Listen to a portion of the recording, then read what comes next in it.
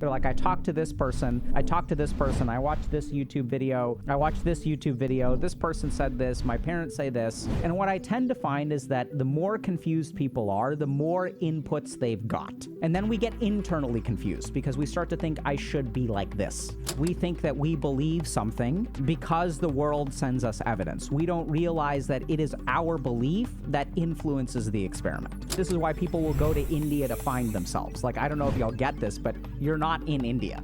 You're with you. Today, we are going to talk about the process of self-discovery. Now, this is challenging.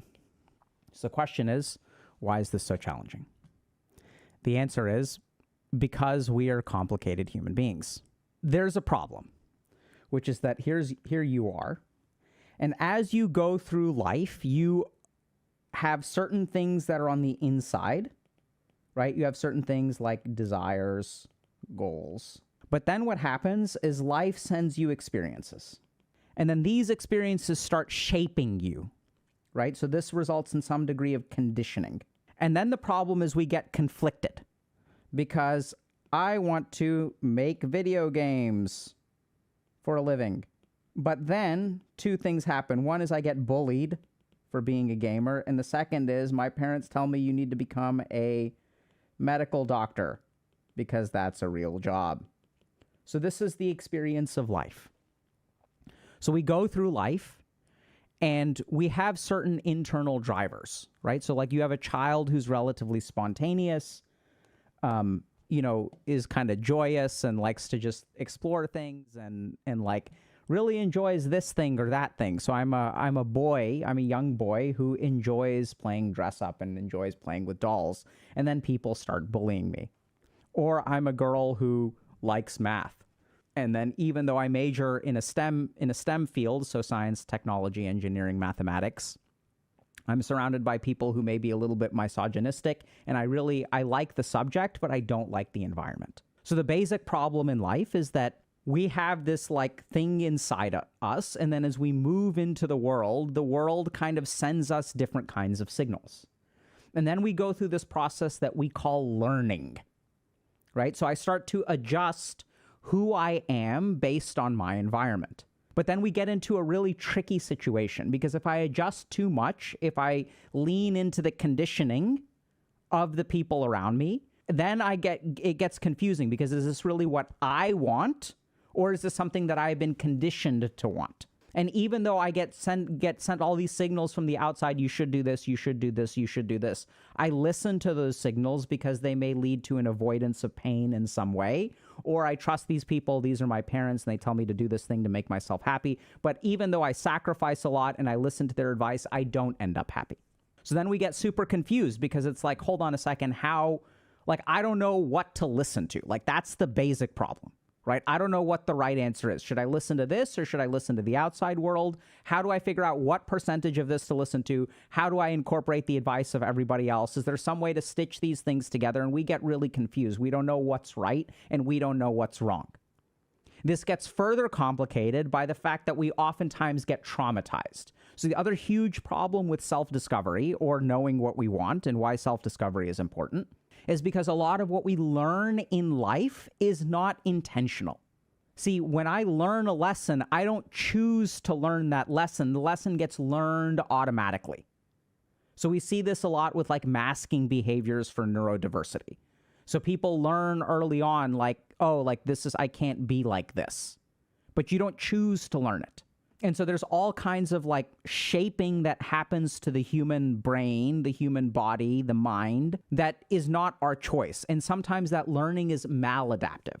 So a great example of this is like hyperarousal in cases of trauma.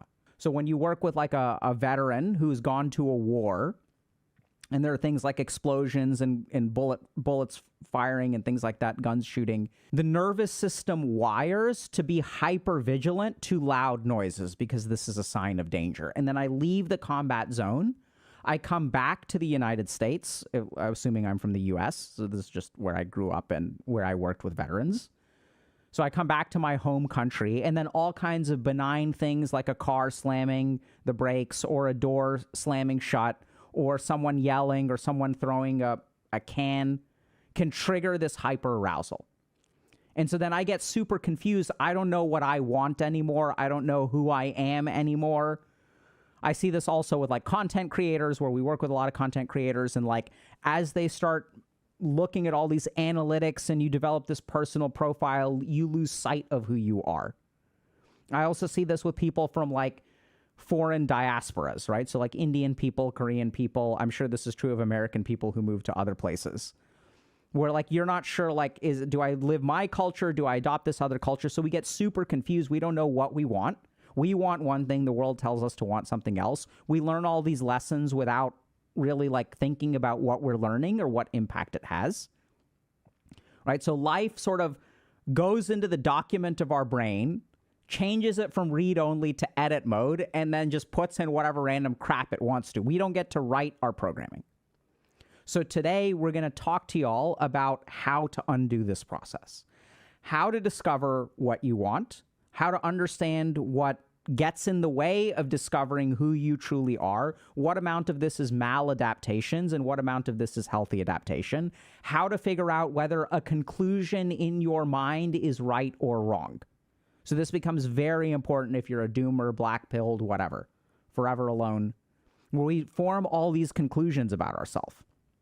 I don't know if y'all watched our video about male type anxiety. Absolutely applies to women as well. But this is what's so tragic about some of these things, is that we don't realize, we think that we believe something because the world sends us evidence. We don't realize that it is our belief that influences the experiment. So I see this a lot with sort of the alphas and red pillars that I work with, that they think that relationships are transactional and women are only looking for one thing and they just want men for their money or whatever.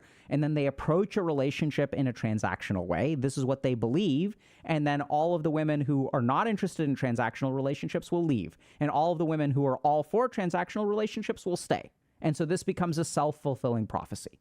So today we're going to talk about how to bypass all of this crap. And the first thing that we're going to talk about is obstacles to self-discovery. So what do you want? I don't know, Dr. K. I don't know what I want. I'm so confused. Okay, cool. We're going to help you. Obstacle number one, numbness. So this is so simple and yet so important. So sometimes within us, we experience bad things, and bad things feel bad. So as a compensatory mechanism, what we do to make ourselves feel less bad is to numb ourselves. So if I don't like the music on the radio, I'm going to turn down the volume. Now, the problem is that when I numb myself, when I turn down the volume on my radio set or my device, any signal gets suppressed. So this is what we know from sort of like neuroscience, right? So if we look at things like studies on hemispheric lateralization and trauma, studies on dissociation, when people get traumatized and they dissociate from the good and the bad. I feel numb inside. It's not just, our brain can't selectively numb just the bad things and feel the good things. It numbs everything down. Now, there are some caveats to that, like we can utilize certain psychological defense mechanisms to selectively suppress things. So there is some, from a neuroscience perspective, it's one way. We know that psychologically there's actually contrary evidence to that, where I can use a psychological defense mechanism to actually suppress a very particular part of myself. At the end of the day, though, here's the basic problem with numbness. So problem number one is that when we numb the bad, we also numb the good. But there's this caveat of psychological defense mechanisms, which means we can numb the bad without numbing the good. Interesting enough. There is a shared problem with both of these things, though, is that when we numb something, it does not disappear. We just become oblivious to its action. So when someone is a narcissist, for example, and narcissism is oftentimes rooted in insecurity. I basically think it's always rooted in insecurity, but there are arguments against that. So let's say sometimes that's a very fair, scientifically valid statement to make. The problem is that the narcissist doesn't recognize their insecurity. And so the narcissist gets into trouble because now that I am numb to this insecurity, I'm not aware that it is a problem.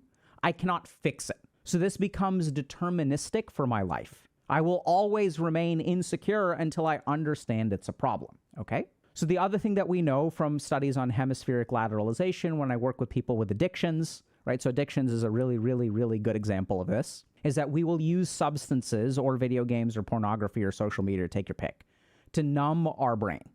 And when we numb our brain, though that part of the brain, even though we're not aware of it, it still activates. It's still active and exerts its influence on other parts of us.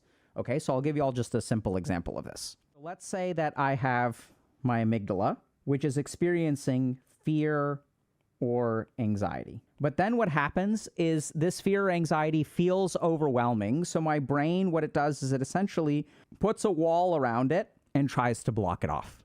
So even though I don't feel the fear or anxiety, the amygdala is still connecting to other things. So it's connecting to my reticular activating system and interferes with sleep. So what'll happen is that I'll have difficulty sleeping. I don't feel fearful. I don't feel anxious. But the amygdala is still like lit up. It's just I'm not aware of it. And then it'll also go to my frontal lobes and other parts of my brain, like my anterior cingulate and all these other parts of our brain. So let's say like our motivating circuitry. And even though I think I should do something, like I need to email my professor for an extension, I feel paralyzed. And where does that paralysis come from? That's because there is some fear or anxiety. My brain, another part of my brain, when I'm trying to act, right? So anytime I act, it's an integration of different circuits of my brain. Nucleus accumbens says something, anterior cingulate says something, my frontal lobes are planning out the tasks, my amygdala is warning me of danger. All of these different parts of the brain are like integrating and causing me to act.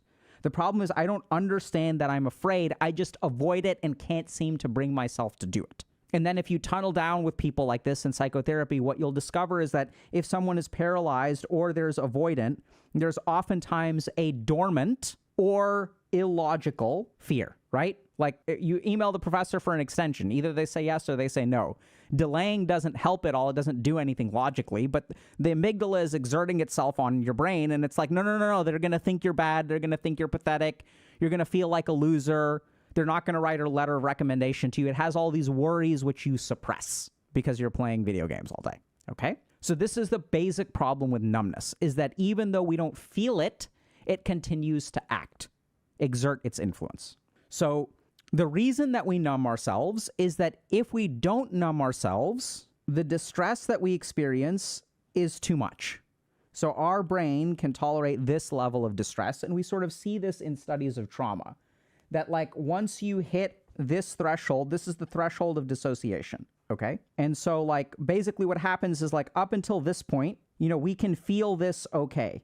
And then we cross our dissociation threshold and then we can't feel this. But this stuff is still active. If y'all want to dive deep into the most important topics for our community, check out HG memberships. So the first thing to understand is that there needs to be no outcome from small talk. This is a Vasana too. Your mind is Vasanas all the way down. So the key thing about detachment is not that you don't have wants, it is that your wants do not control you. Membership grants you access to monthly streams as well as a back catalog of a year's worth of content, in addition to quests and so much more. If you're interested, you can sign up for $10 a month at HealthyGamer.gg/memberships or click the link in the description below. Hope to see you there. So the first thing that we need to do to disarm our numbness.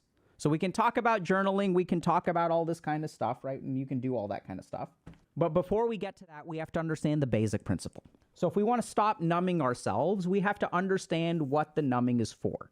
The numbing is to protect ourselves. Protect ourselves from what? Pain. So one of the simplest ways that you can de-numb yourself is your brain has to understand that the pain is not something to be avoided. Now, how can you help your brain understand that? Improve your distress tolerance. So this, I don't know if this kind of makes sense, but if my distress tolerance goes up, then my brain doesn't need to suppress as much stuff, right? So when I'm hypersensitive to pain, then I have to numb it out. But if I can tolerate pain, then I don't need to numb it out. And if you look at clinical evidence-based interventions, basically what we find is that one of the antidotes to numbness is distress tolerance. And we'll give you all a couple of basic examples. So the first is phobias. So when someone has a phobia, they avoid the thing.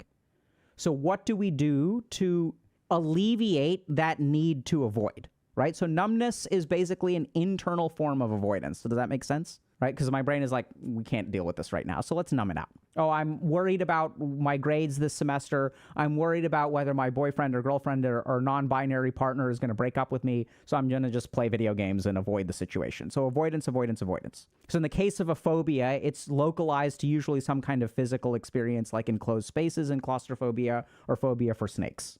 So what do we as therapists do to help someone overcome their phobia? We do exposure therapy. So we expose them to something and we increase their distress in a controlled environment. So when I'm working, my favorite example, because this like worked wonders and it blew my mind. So I was working with a patient who is claustrophobic. And what we do is like they're scared of riding on elevators. Okay, fair enough. So first thing that we're going to do is we're going to think about going on an elevator, but we're going to be sitting outside on a park bench. So this creates some sympathetic nervous system activation. Their heart rate increases. They start to sweat a little bit. We keep on thinking.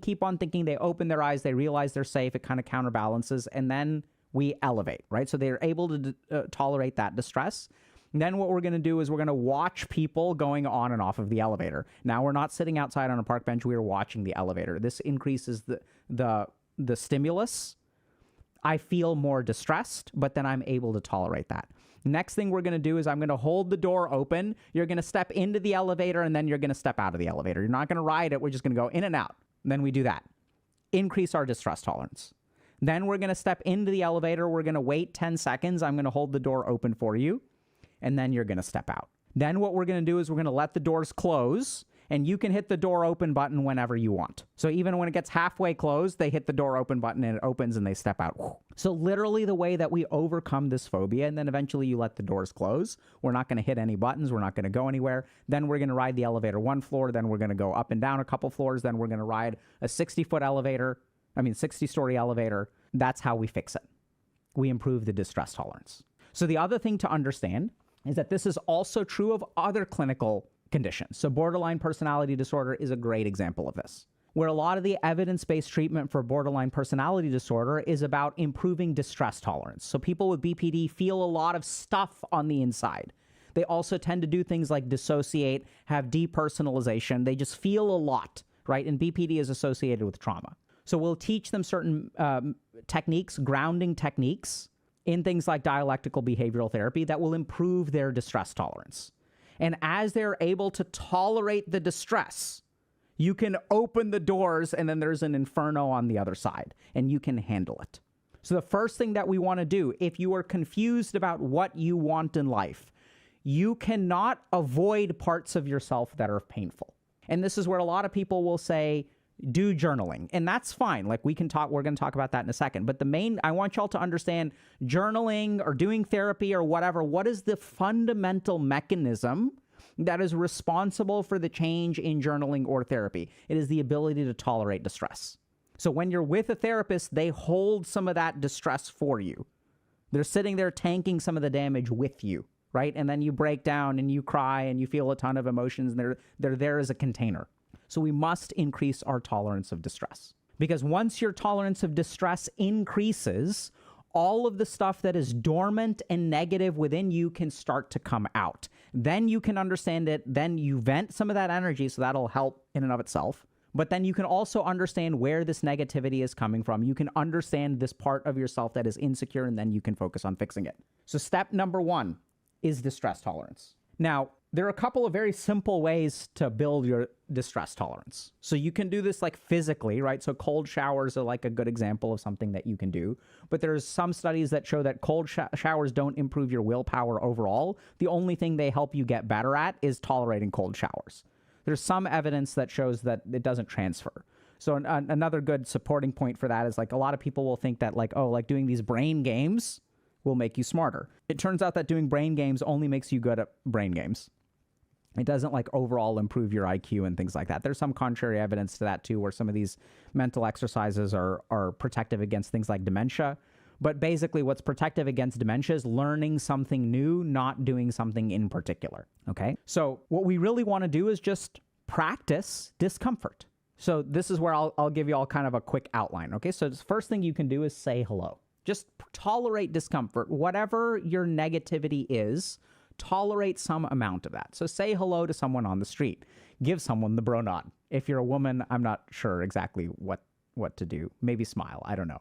But that's scary, right? Because of people can interpret that the wrong way. That's what sometimes the advice breaks down. But I'd say hello is pretty safe, right? You can just say hello to someone. Another thing you can do is ask someone how they are, right? So like if you're in the elevator with someone, just say, hey, how are you today? Okay. Another thing that you can do, which is super scary, is compliment someone. Another thing that you can do is do something that induces some degree of discomfort. So good examples of this, for some people, it's like going to the gym.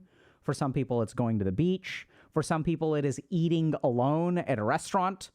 So whatever it is that causes you discomfort, lean into that thing, okay? Couple of other examples. So you can wear uncomfortable clothing.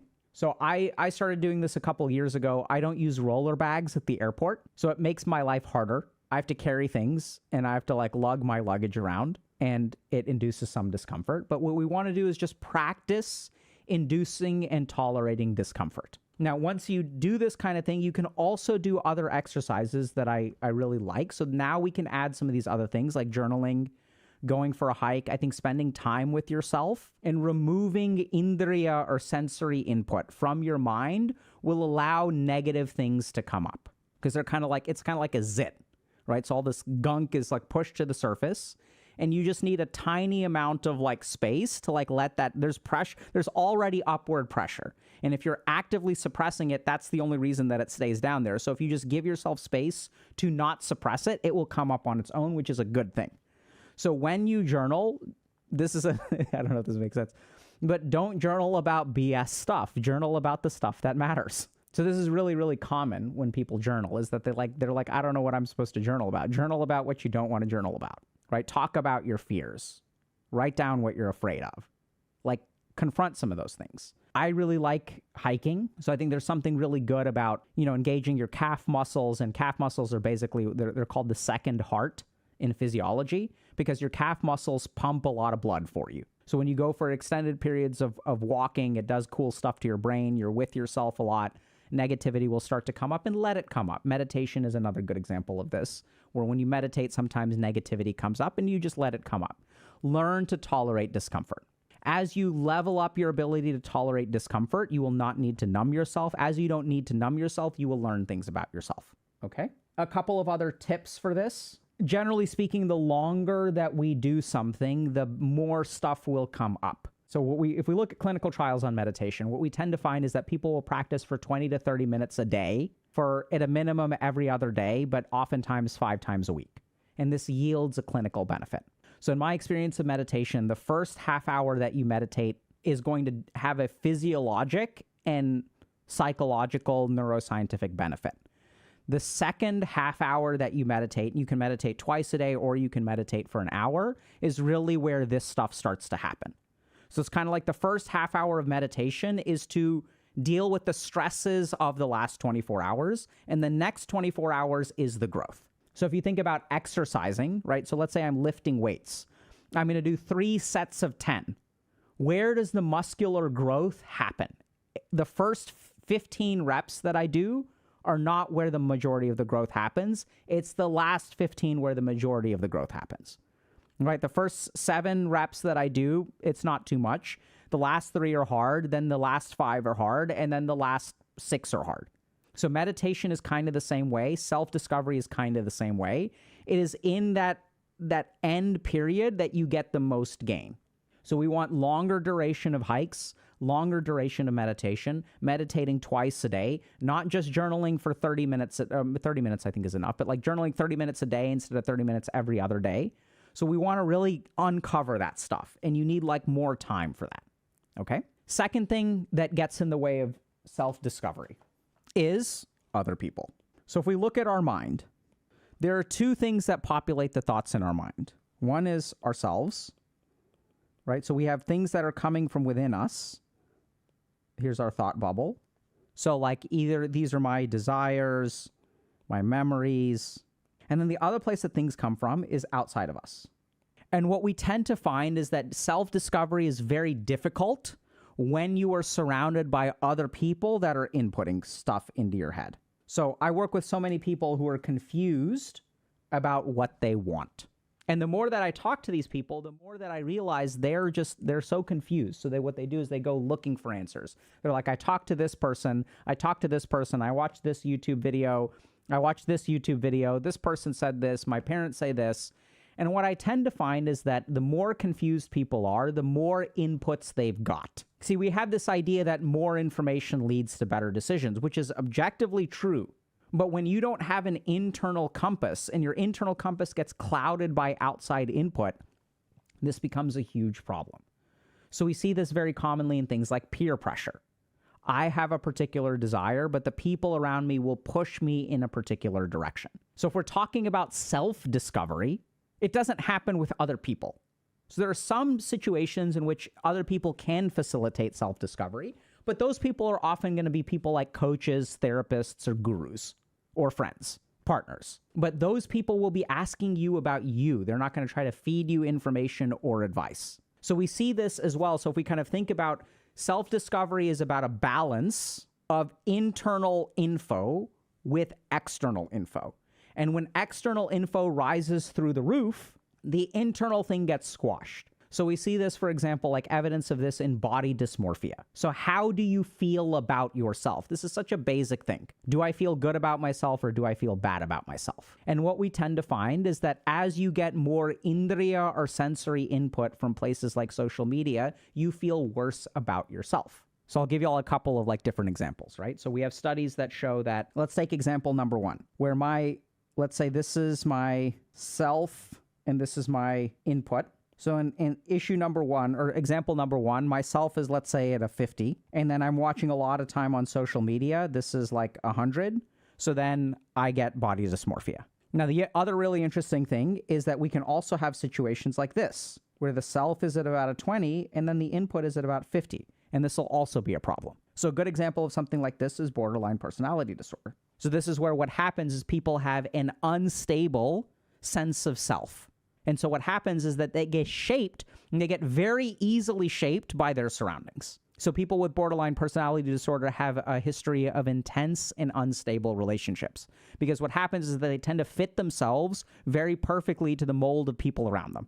The problem is that since they're so malleable and so changeable, today I love beer and I love video games, but tomorrow I love punk rock and I love cosplaying, right? And so when there's not a stable self, the self fluctuates and the people around you will kind of get confused. Okay. And we sort of see this a lot, right? Like where people are becoming more and more, like the more of a chameleon you become, like the harder it is to discover your sense of self. And if we look at like what turns people into chameleons, it's external input. So we see this a lot in kind of like the alpha, beta, red pill kind of community, where there are all these like dudes out there who are like, this is the way that I need to be, and women are like this and men are like this.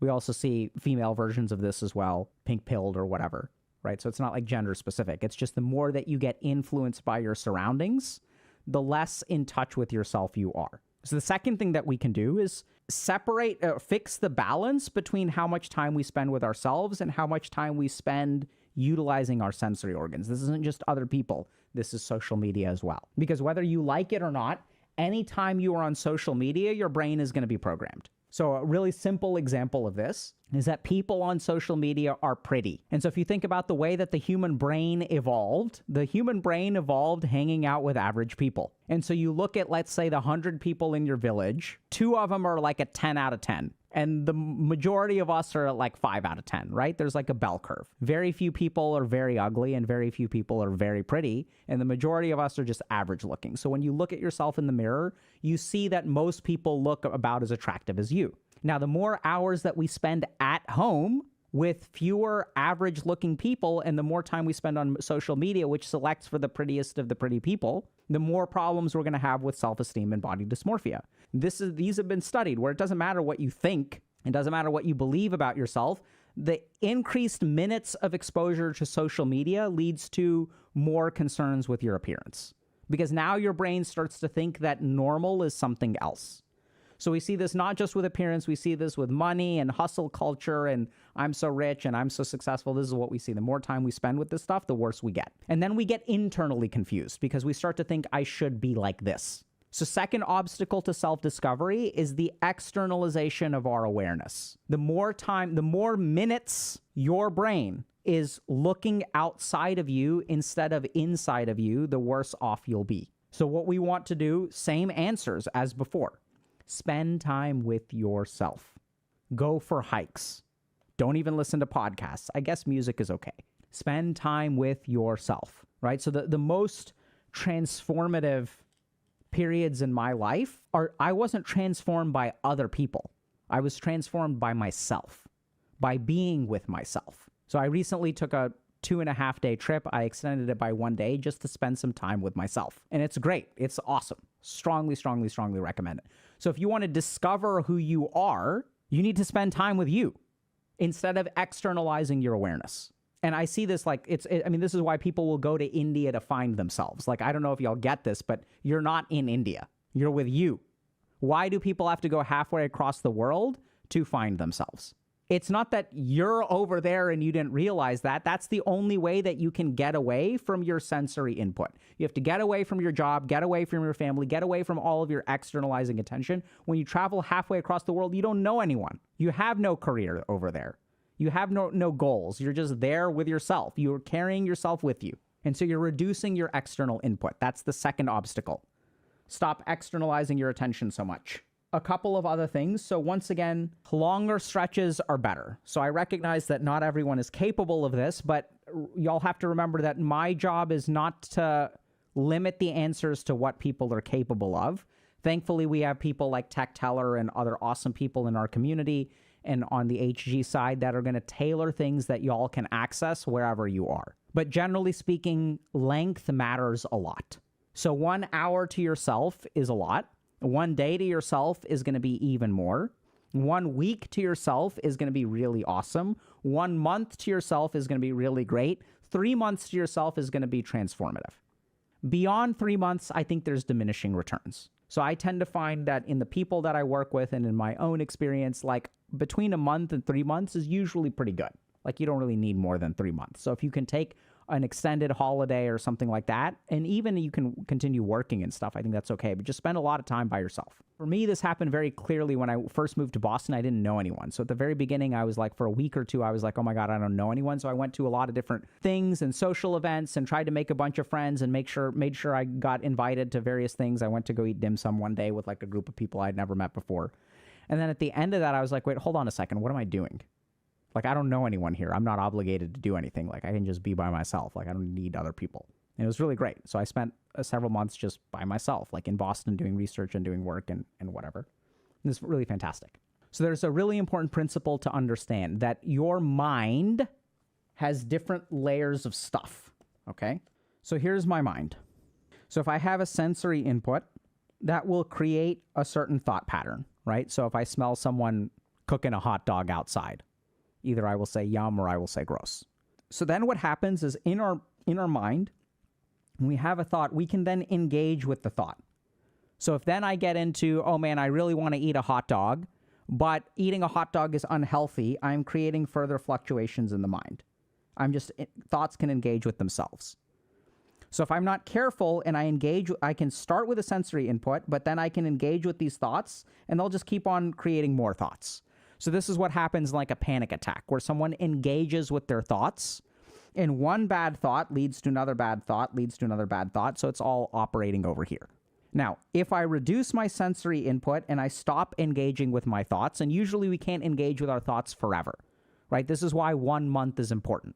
So the first thing that happens is my sensory input goes down, and then what happens is my mind will eventually run out of steam. If I don't feed it new stuff, it will get bored with these thought patterns. As it gets bored with these thought patterns, then this stuff starts to disappear. And then what happens is this other more dormant stuff will start to come up. But the problem is that this dormant stuff doesn't come up as long as we are doing this. And this is literally why we continue to engage in things like video games. Because in order to keep this from coming up, we will keep on giving ourselves sensory input, right? So we stay at the surface level of mind. So if y'all want to make the time that you spend with yourself more valuable, cut out sensory input, and then watch out for the engaged patterns of your mind. The habitual way of thinking, the vasana. Let it run out of steam. Don't just run down that track. Don't even try to logically analyze it. Maybe you can kind of get to the bottom of it. You can do something like journal. But generally speaking, the goal is to run out of steam. So this is also why the process of meditation is so good at discovery, because in meditation, we shut this off and we shut this off. So whatever is down there will start to come up. Okay, this is the general principle to keep in mind. So don't engage with your thoughts and don't get new thoughts from the outside world, and then you will discover. But since we keep on doing this and we keep on doing this, we don't end up discovering anything. We just get confused. The third obstacle we're going to talk about is judgment. So self-discovery is about discovery. It is about finding new things. So the next thing that really gets in the way of discovering something is judgment. So when you make a judgment, that is a conclusion. It closes off the exploration. So it's really fascinating. But one of my favorite classes that I ever took was a class. It was an upper level class, like a graduate level class on Nobel Prize winning biology experiments. And the professor who taught the class was like, it was super cool what their thesis was. Their thesis was that people who win the Nobel Prize are people who are able to see things as they are. So the principles of biology and physiology are there. There isn't a creation of something new. There is a discovery of what already exists. It already exists. Y'all get that? They're not inventing anything. That's what I'm looking for. That's the word. They're not inventing, they're discovering. And so then the question becomes, okay, hold on a second. But if it's always there, if it's waiting to be discovered, why don't people discover it more easily? And the answer is their preconceived judgment. They believe they know how things work. So Nobel Prize winning experiments in biology are the ones that are able to revolutionize their judgment, their thinking based on the data. Someone finds some kind of data that runs against the way that we conceptualize the world works. And then they win a Nobel Prize. Because we used to think the world worked this way, and then someone comes along and they look at the data which is sitting in front of them, and they're like, it doesn't work this way, it works this way. And then our whole understanding changes. This is discovery. The truth is there. What gets in the way is our preconceived notions. For example, when I work with people who are narcissistic and they say, oh my God, this person is discriminating against me, this person dislikes me, this person is so selfish. They make judgments about other people's behavior instead of understanding someone's behavior. They don't approach it with an open mind. And if you've worked with a narcissist, if you have a narcissist as a parent, you know exactly what I'm talking about. You got friends who are narcissistic. They jump to conclusions. You can also see this in online gaming. The reason that I lose is because my teammates suck. Jump to conclusion. Conclusion is the opposite of understanding. It is the closing off of the mind. It is not the opening of the mind. It is not reconsidering our data. And what you'll find, especially on the internet, is that more and more people are using their conclusions to shape the data instead of using the data to shape their conclusions. And what is the difference? It is the judgment in your mind. So part of the reason that we're tiny slice famous on the internet, a little bit, we did one thing that is so simple. It's not anything grandiose. It's not even anything special, honestly. When we talk to someone on stream, we just do it with an open mind. That's it. That's it. And oh my God, this is so shocking and revolutionary. It's basic. It is the most basic thing. But we have forgotten how to do this basic thing. And because our stream is, so the fact that like people watch us and think that we do a great job at interviews, I do a great job at interviews, I guess, because other people don't interview people. I don't think I'm great.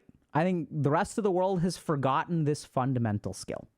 And we see this in our community as well. It's like, it's beautiful what we see in our community. It's not just me, right? So I remember seeing a post a year and a half ago. I'm a conventionally attractive woman who can get laid whenever I want to, and I am incredibly lonely. And the community responded to this post so beautifully.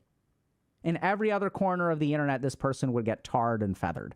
You're so privileged, you're so privileged, you're so privileged, right? But like the people in our community were like, wow, like I'm a 25-year-old incel, and like I didn't realize that we like have shared experiences. Like this blew my mind. So in this community, we try to cultivate an openness. And the moment that you make a judgment, you close off the path of discovery because that's a conclusion. So really try to be non-judgmental, okay? So now the question becomes, how do we become non-judgmental? So a couple of things. We're going to understand the nature of judgment. So the first thing is, in your mind, you will notice that when you make a judgment, further thoughts don't happen.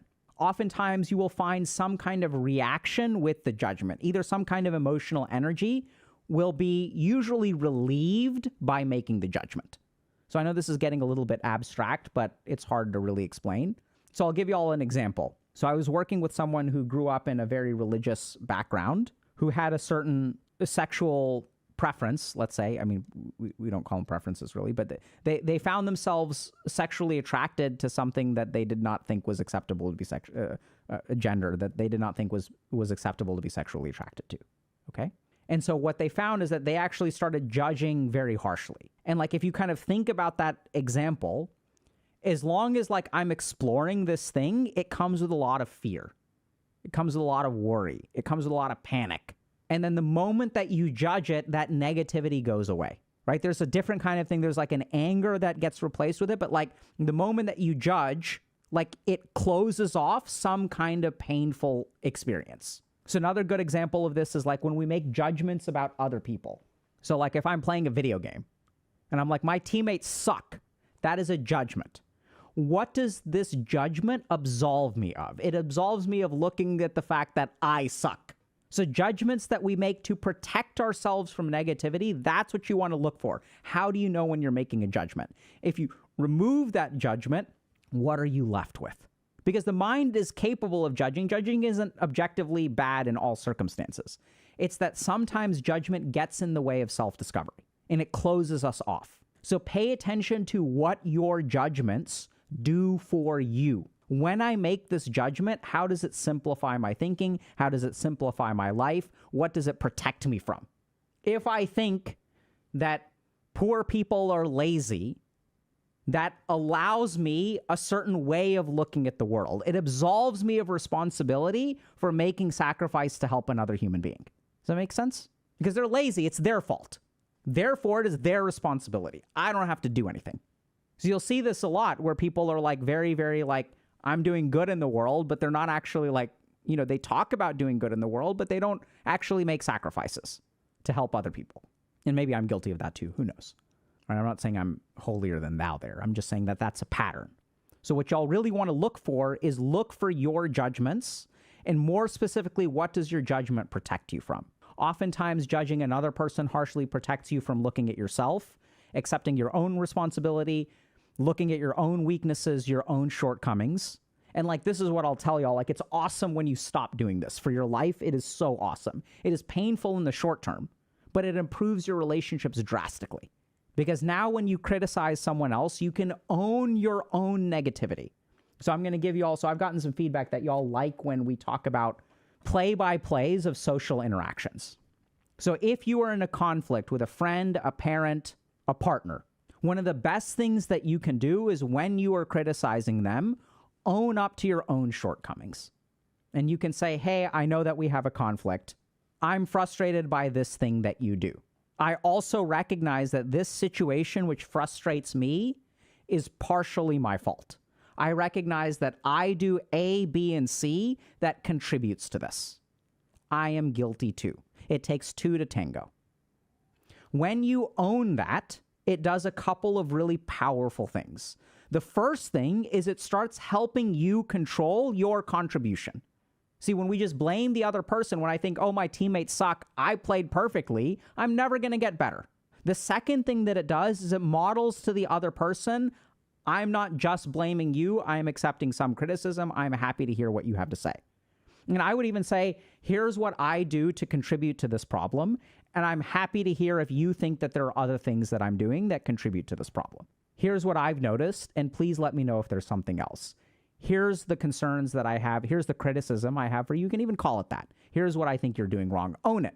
And then own that you're not free of fault, unless you really think you are free of fault. So if you've done some kind of thing and you're like, hey, you keep on cheating on me and I've tried to give you chances and chances and chances, I don't think this is my fault anymore, right? So you can own that too, but then you should explicitly say that and go through the process. And even that works really well. You can say, I tried to think through whether I drive you away. I tried to think through whether I'm not meeting your needs. I tried to think through, whether I'm doing X, Y, or Z, and I really don't think that this is on me. I'm happy to hear if you disagree, but making me responsible for your behavior, I don't think is ever going to fix this problem, right? So you can own that if you're really not at fault. So, but generally speaking, the other nice thing is that when you open the door to criticizing yourself, you allow other people to follow your behavior. And then sometimes what can happen is people can like jump on that and they're refusing to look at their own part, and they'll jump on, they'll say, yeah, you do this and you do this and you do this, right? But that's exactly my point, is think about what we're talking about. We're talking about the relationship between self-discovery and judgment. And when that other person blames you and judges you over and over and over again, what does that do to their awareness of their own contribution? They have zero self-discovery, zero self-awareness, the more that they judge. And so we want to do the opposite. We want to judge less. Or don't judge instinctively. Don't judge reactively. And the less we judge, the more we will discover, especially about myself. So oftentimes what gets in the way of our own discovery is self-judgment. And even that can be protective. Okay? So obstacle number 1, distress tolerance and numbness. Obstacle number 2, external input. And people are saying, well, how much external input is too much? And I'd say, if you want to discover more about yourself, input less things from outside of you. Okay? It's not about how much. It's not some minimum threshold. It's the more that you get external inputs, the more confused you're going to get about who you are. And then avoid reflexive judgment.